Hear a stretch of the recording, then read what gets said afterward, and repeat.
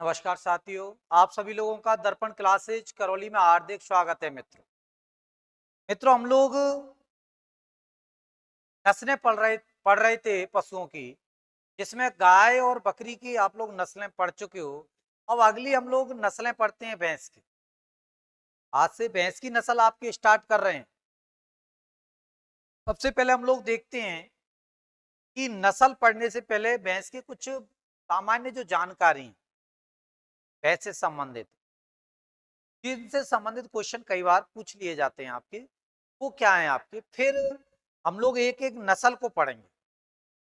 इस क्लास में हम लोग भैंस से संबंधित भैंस कितने प्रकार की हैं, किस तरह से उनका वर्गीकरण किया गया है, क्या उनका क्लासिफिकेशन क्या है आपके, कितने भागों में भैंसों को बांटा गया है, क्या स्थिति है, उन सारे बिंदुओं पर हम लोग चर्चा करने वाले हैं मित्रों आज की क्लास में। तो हम लोग स्टार्ट करते हैं भैंस, बफेलो। बफेलो या भैंस को लेकर के हम लोग स्टार्ट करते हैं आज की क्लास। तो भैंस या बफेलो है आपके।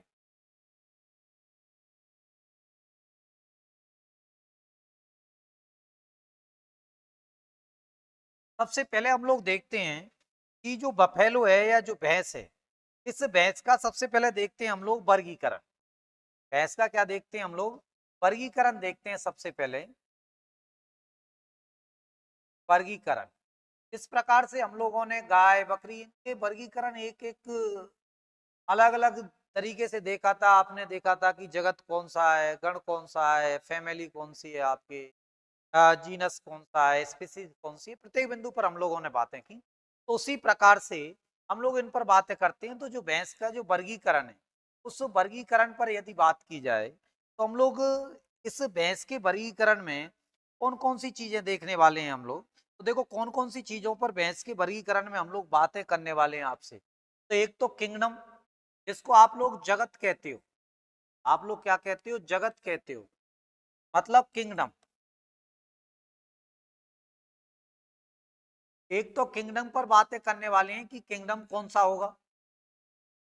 इसके अलावा हम फाइलम पर बात करने वाले हैं।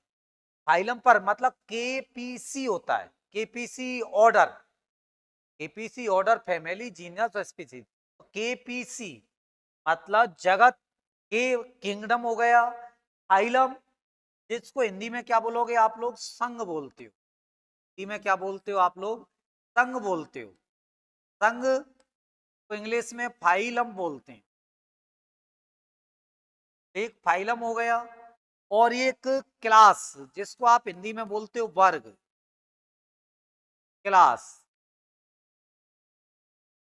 केपीसी। फिर आपके गण, ऑर्डर, ऑर्डर। तो केपीसी ऑर्डर किसको देगा, फैमिली को। फैमिली मतलब कुल को ऑर्डर देगा। तो फैमिली, क्या बोलोगे आप लोग, फैमिली। क्रम यही ध्यान रखना है, हायरार्की यही ध्यान रखनी है आपके। ऐसा नहीं आप उल्टे सीधे करोगे। हायरार्की यही ध्यान रखनी है, क्रम यही ध्यान रखना है। इसलिए मैं आपसे कह रहा हूं कि केपीसी ऑर्डर किसको दे रहा है, फैमिली को। केपीसी ऑर्डर किसको देगा, फैमिली को देगा। तो केपीसी ऑर्डर किसको दे रहा है, फैमिली को। फैमिली कह रही है जी बताइए स्पीसीज को। तो आपके जी मतलब जीनस, तो क्या हो जाएगा, वंश, इसको इंग्लिश में आप लोग क्या कहते हो, जीनस। और उसके बाद में क्या हो जाएगी आपकी जाति, मतलब स्पीसीज, जाति, जिसको इंग्लिश में आप लोग क्या बोलते हो, स्पीसीज, स्पीसीज। तो केपीसी ने ऑर्डर दिया किसको, फैमिली को, और वंश और जाति में पहुंचावे। तो केपीसी ऑर्डर किसको दे रहा है, फैमिली को। फिर क्या हो जाएगा, वंश और जाति हो जाएगा। अब हम लोग देखते हैं कि मैंने आपसे कहा कि बकरी है, गाय है, भेड़ है, भैंस है, इनके वंश और जाति अलग होंगे, बाकी ये पांच चीजें तो सेम होंगी। KPC order family, KPC order दे रहा है किसको, फैमिली को। ये पांच चीजें तो एक जैसी ही मिलेंगी आप लोगों के लिए। तो जो जगत है, किंगडम है, तो ये किससे आता है, जंतु जगत, मतलब एनिमिलियाई, जंतु जगत। क्या बोलोगे आप लोग, जंतु जगत, जंतु जगत। एनिमिलियाई, एनिमिलियाई, एनिमिलिया बोलोगे आप, जंतु जगत, एनिमिलिया। अब बात आती है संघ, फाइलम। तो इसमें भैंस में क्या पाया जाता है, नोटोकॉर्ड पाया जाता है, जिसको आप रीढ़ की हड्डी बोलते हो बोलचाल में, कि रीढ़ की हड्डी पाई जाएगी तो किस में आएगा, कॉर्डेटा में। किस में आएगी, कॉर्डेटा। किस में आती है, कॉर्डेटा में। अरे ये रीढ़ की हड्डी है तो इसका मतलब किस में आ गई, कॉर्डेटा में आ गई। किंगडम क्या हो गया, जंतु जगत हो गया। फिर उसके बाद में बात आती है वर्ग या क्लास। तो बताइए, भैंस स्तनों से दूध देती है, भैंस स्तनों से दूध देती है, तो स्तनों से जो दूध देते हैं उसको क्या कहते हैं आपके, मैमल्स। तो मैमेलिया, मैमल्स कहोगे तो क्या क्लास कौन सी हो जाएगी, मैमेलिया।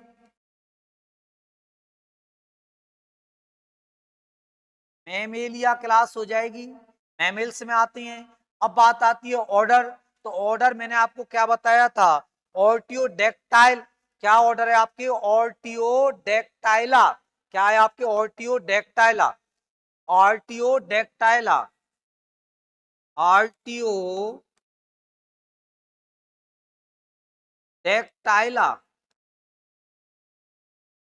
आर्टियोडेक्टाइला। ऑर्डर कौन सा हो गया आपके, आर्टियोडेक्टाइला हो गया।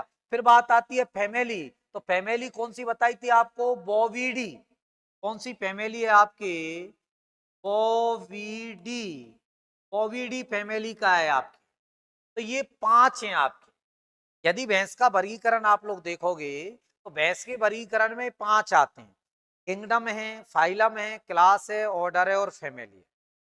5 तो ही हो गए, किंगडम, फाइलम, क्लास, ऑर्डर और फैमिली आपके। किंगडम एनिमिलियाई मतलब जंतु जगत हो गया, फाइलम ऑर्डेटा हो गया, वर्ग मैमेलिया हो गया, ऑर्डर आर्टियोडेक्टाइला हो गया और फैमिली बोविडी हो गई। फैमिली कौन सी हो गई, बोविडी।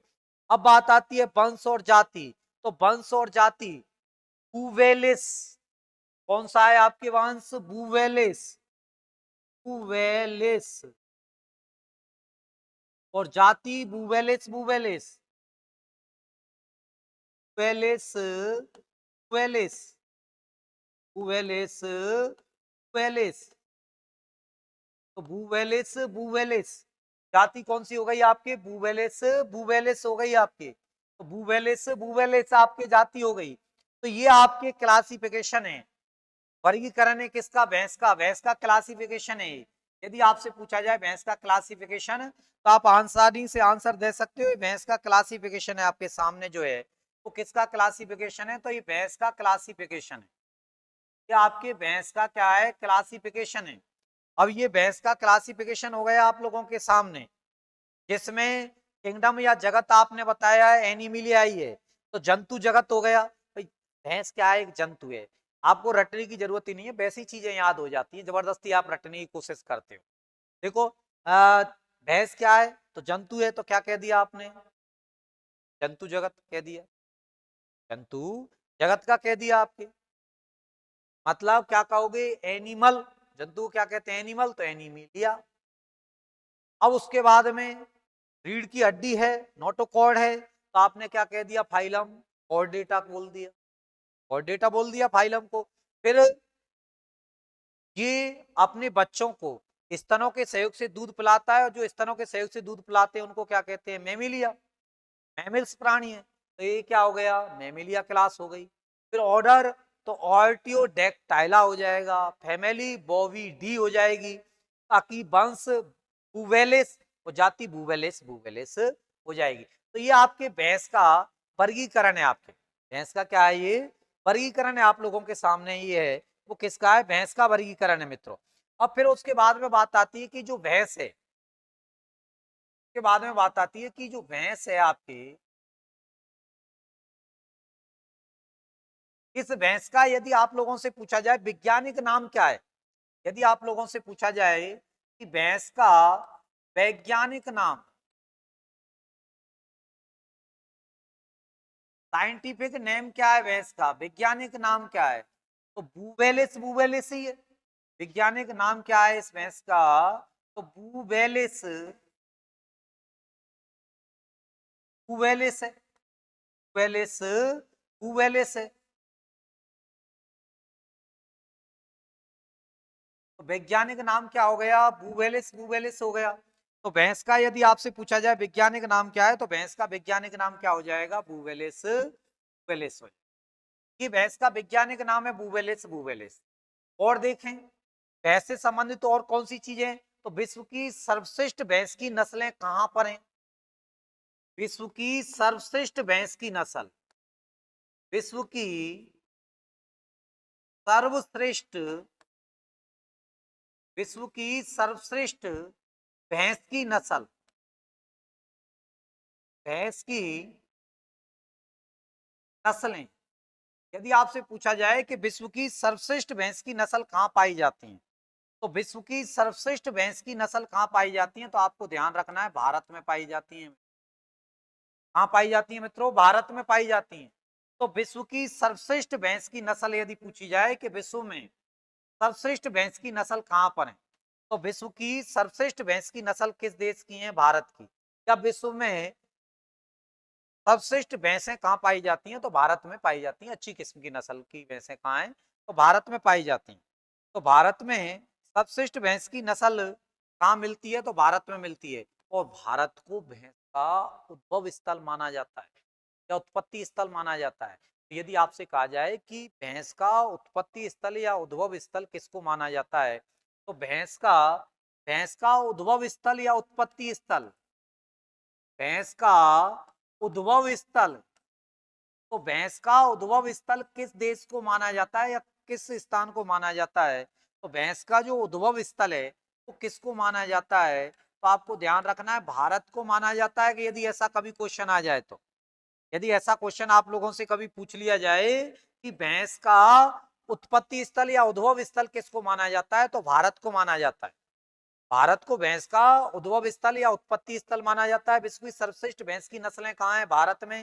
वैज्ञानिक नाम क्या हो गया? बूविलस, बूविलस। तो वैज्ञानिक नाम बूविलस और बूविलस हो गया। यदि आपसे पूछा जाए कि भारत में कितनी एनवीजीआर द्वारा मान्यता प्राप्त नस्ल हैं, मतलब पंजीकृत नस्ल हैं भारत में,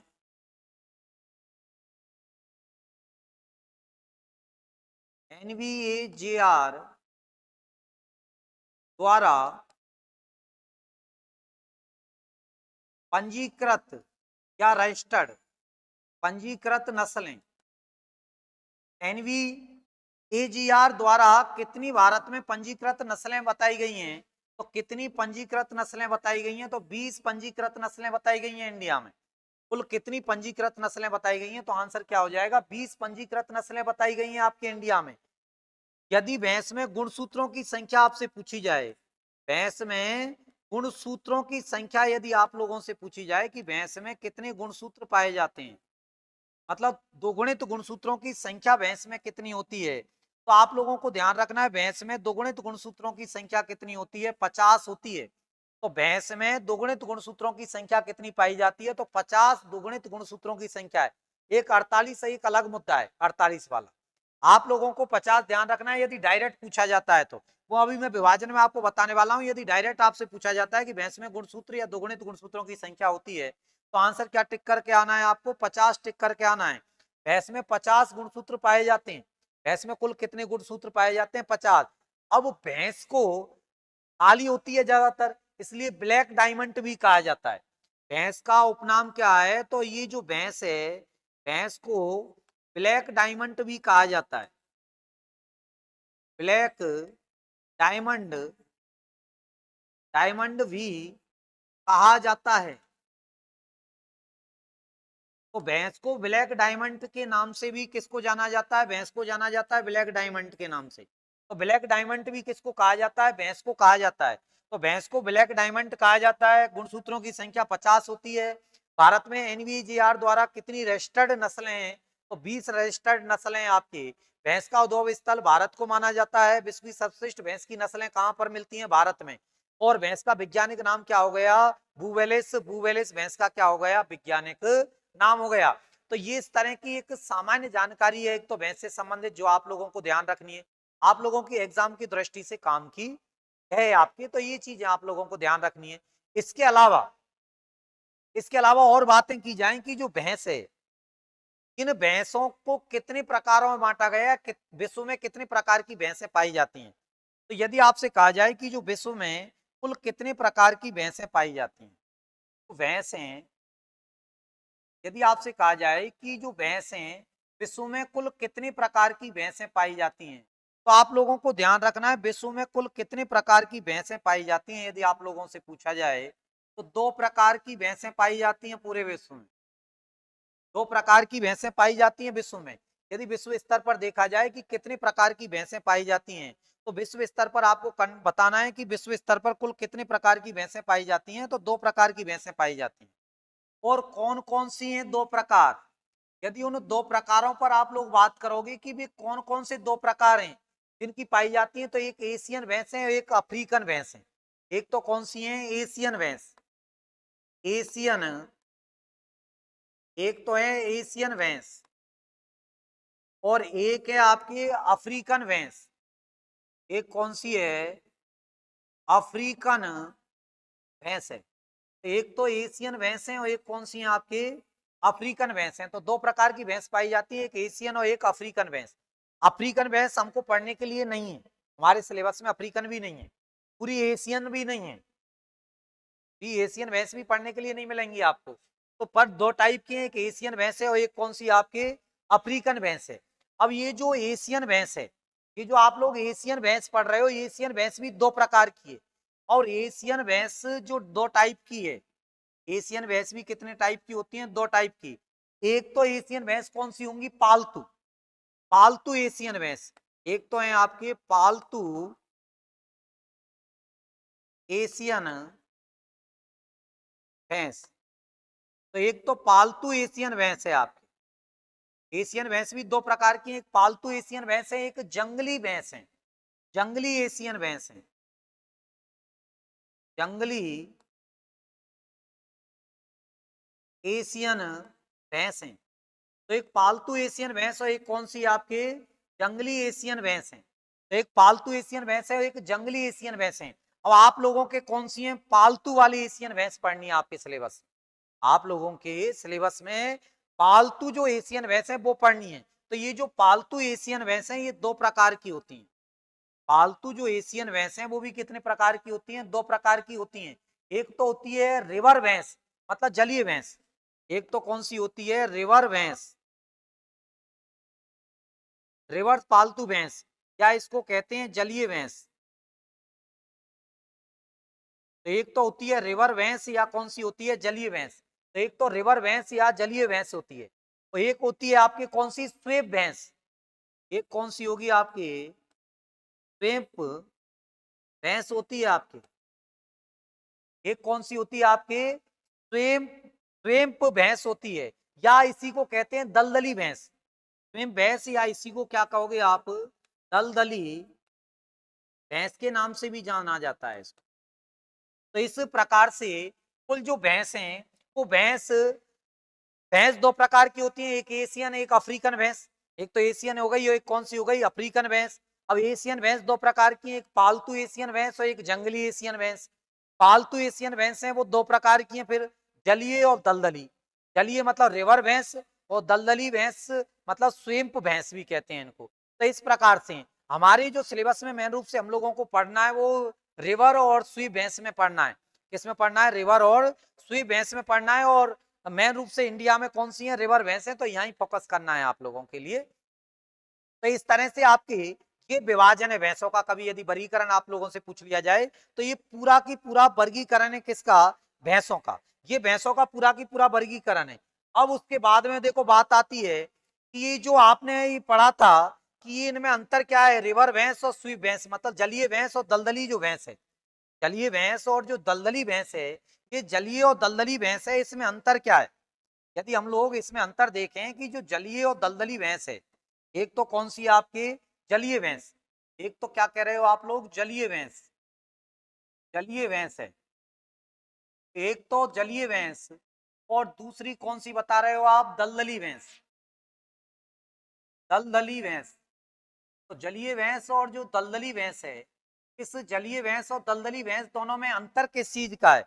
यदि इनमें हम लोग अंतर करें कि दलदली भैंस और जो जलीय भैंस है, इन दोनों में क्या अंतर है, जलीय और दलदली भैंस में? तो देखो इस कुछ अंतर हैं जिनका हम लोगों को ध्यान रखना है, जो हमारी एग्जाम में काम आ सकते हैं। कि जो जलीय भैंस है, इस जलीय भैंस को क्या कह रहे हैं आप? रिवर भैंस भी कह रहे हैं। जलीय भैंस को क्या कह रहे हैं आप लोग?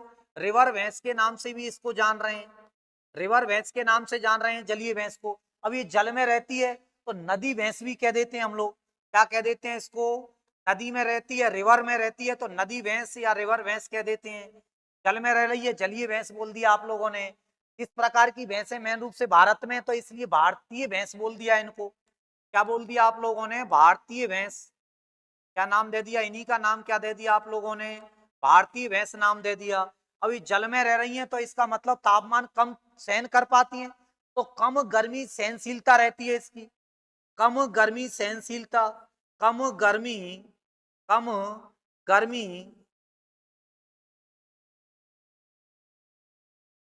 सहनशीलता, मतलब गर्मी कम सहन कर पाती हैं, तो गर्मी की कम सहनशीलता पाई जाती है इसमें। अब जल में रहती हैं तो जल में तैरना पसंद करती हैं, जल में तैरना पसंद करती हैं, जल में तैरना पसंद है इनको। जल में तैरना पसंद है आपकी, इसलिए जलीय भैंस बोल दिया आप लोगों ने इसको, कि जल में तैरना पसंद है इन भैंसों को। और क्या क्वेश्चन बन सकते हैं आपके इन भैंसों से? इन भैंसों का शरीर है वो कैसा होगा? भारी होगा। तो इन भैंसों का जो शरीर है, शरीर कैसा होता है? तो इन भैंसों का शरीर कैसा होता है? भारी होता है। ये जो दलदली भैंस है इसकी तुलना में शरीर कैसा होगा? भारी होगा। यदि आप लोगों से पूछा जाए कि गुणसूत्र, गुणसूत्र, दुगुणित गुणसूत्र कितने पाए जाते हैं? तो 50 पाए जाते हैं। ये जो जलीय भैंस है इसमें 50 पाए जाते हैं, दलदली में 48 हैं आपके। ऑल ओवर भैंस पूछा जाए जब भी आपको क्या टिक करना है? 50 ही टिक करना है। इसके अलावा दूध देने वाली भैंस भी इसी को कहते हैं जलीय भैंस। दूध देने वाली भैंस, अधिक दूध देने वाली भैंस, आप लोग कह सकते हो क्या? अधिक, अधिक दूध, अधिक दूध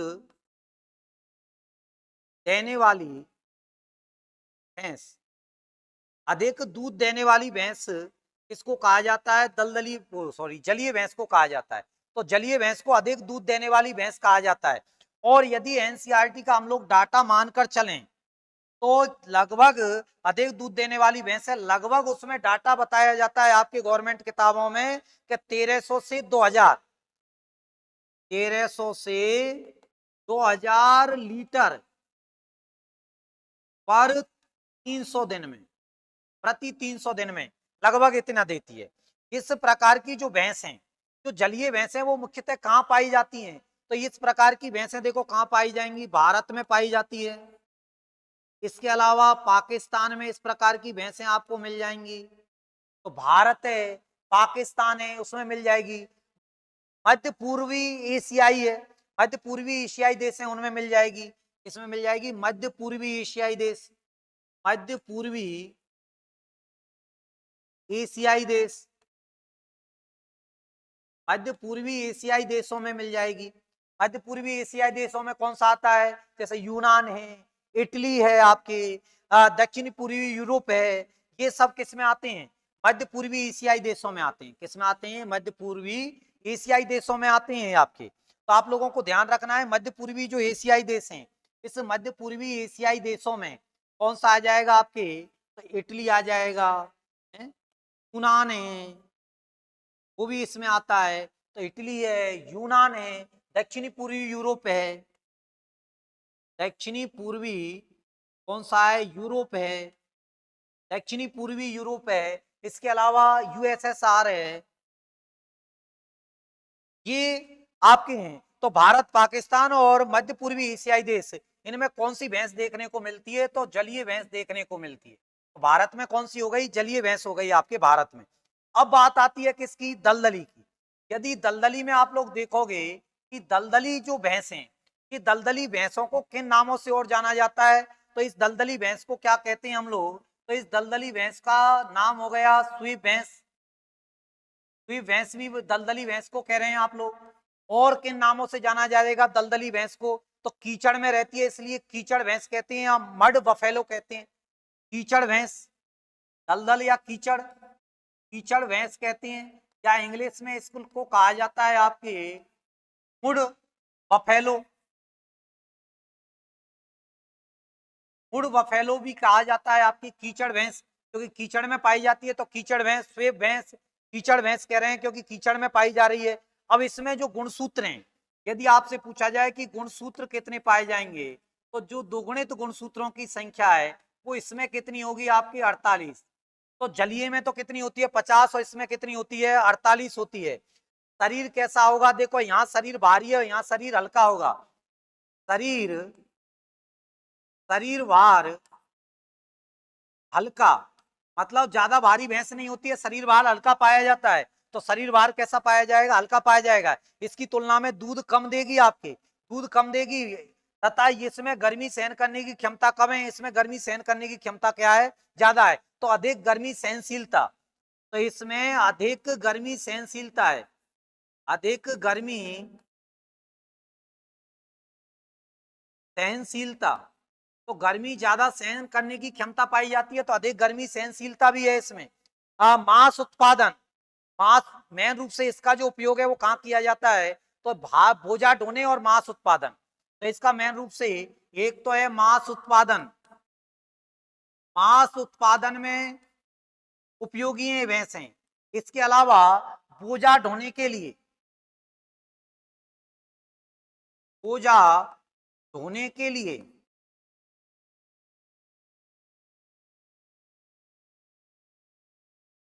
बोझा ढोने के लिए उपयोगी हैं, मांस उत्पादन में उपयोगी हैं, बोझा ढोने के लिए उपयोगी हैं। कौन सी, दलदली हैं, कीचड़ में पाई जाएंगी, शरीर भार हल्का होगा, अधिक गर्मी सहन करने की क्षमता होगी, मतलब गर्मियों में आसानी से सरवाइव कर पाती हैं। और आप लोगों के लिए मैंने बताया था कि भारत में एनवीजीआर द्वारा 20 भैंस रजिस्टर्ड हैं, इनमें से दलदली भैंस का एकमात्र उदाहरण है ल्यूट। 20 पंजीकृत भैंसों में से, पंजीकृत भैंसों में से, 30 पंजीकृत भैंसों में से केवल एक भैंस, केवल एक भैंस दलदली भैंस है, केवल एक भैंस है जो दलदली है। और उस भैंस का नाम क्या है, जो दलदली भैंस है वो उसका नाम क्या है, ल्यूट। उस भैंस का नाम क्या है आपकी, तो ल्यूट है, एकमात्र भैंस है ल्यूट, जो पंजीकृत या रजिस्टर्ड है आपके। तो ये ल्यूट एकमात्र भैंस है। अब ये कहाँ कहाँ पाई जाती है, तो ये जो भैंस हैं जो दलदली हैं, ये आपके बर्मा हैं, बर्मा में पाई जाती हैं। बर्मा के अलावा ये कहाँ पर है, मलेशिया है, सिंगापुर है। तो बर्मा है, मलेशिया है, मलेशिया, तो Burma, Malaysia, Singapore, Burma, Malaysia, Singapore, इनमें पाई जाएंगी। तो बर्मा है, मलेशिया है, सिंगापुर है, लाओस है, कौन सा है आपकी, लाओस है, उसमें पाई जाती हैं। तो लाओस में भी है। तो Burma, Malaysia, Singapore, Laos, Philippines, Thailand, बिल्कुल फिलीपींस, फिलीपींस है, फिलीपींस में पाई जाती हैं। इसके अलावा थाईलैंड है, थाईलैंड, फिलीपींस, थाईलैंड, इनमें ये भैंसें बड़ी मात्रा में पाई जाती हैं। वियतनाम है, चाइना है, ताइवान है, Vietnam, China, Vietnam, China, Taiwan,